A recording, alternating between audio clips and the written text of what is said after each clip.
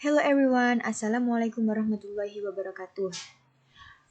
Today, we would like to explain about teaching vocabulary.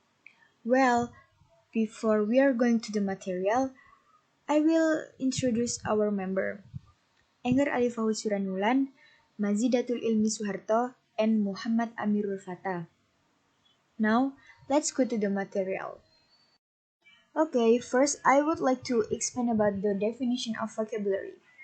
A vocabulary, also known as a word stock. Vocabulary is a set of familiar words within a person's language. Vocabulary, usually developed with age, serves as a useful and fundamental tool for communication and acquiring knowledge. Acquiring an extensive vocabulary is one of the largest challenges in learning a second language. Vocabulary is commonly defined as all the words known and used by a particular person.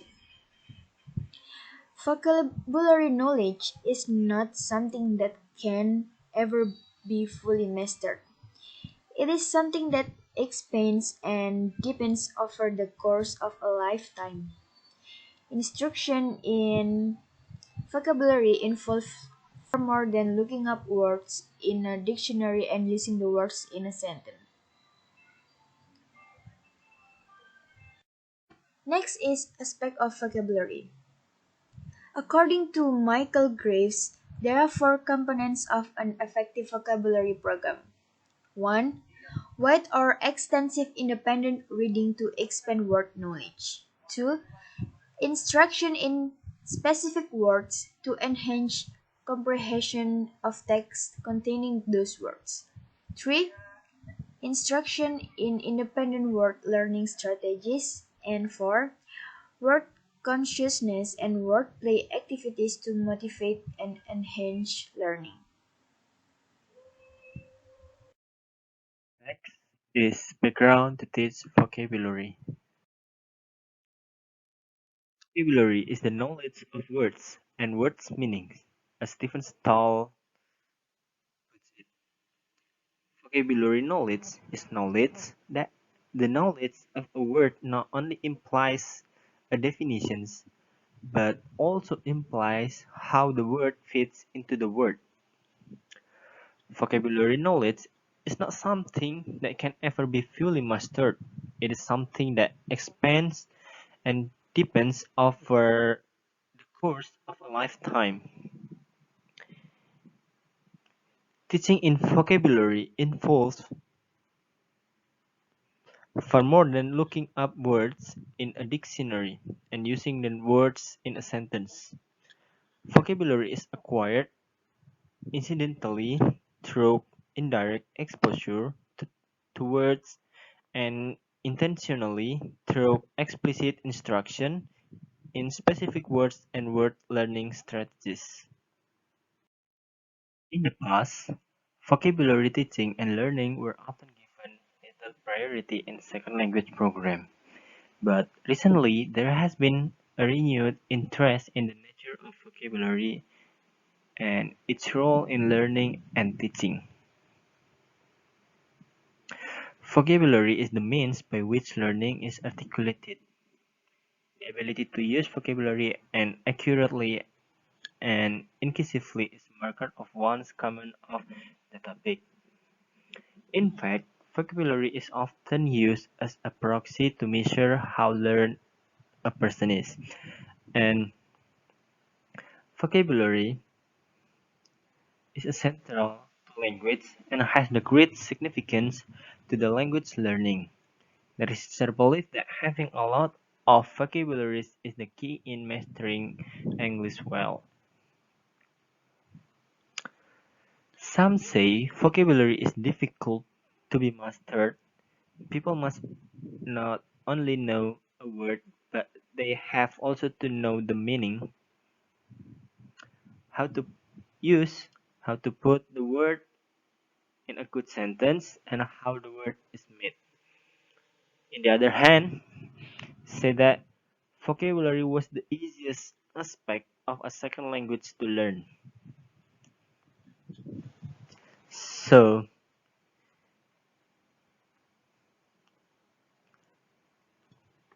If, if vocabulary is difficult to be mastered, eh, teachers should provide students with explicit vocabulary instructions, both as part of reading and language art classes and as part of content area subject. Providing explicit instruction in vocabulary enables teachers to help students learn meaning of a new word and strengthen their independent skills of constructing the meaning of text.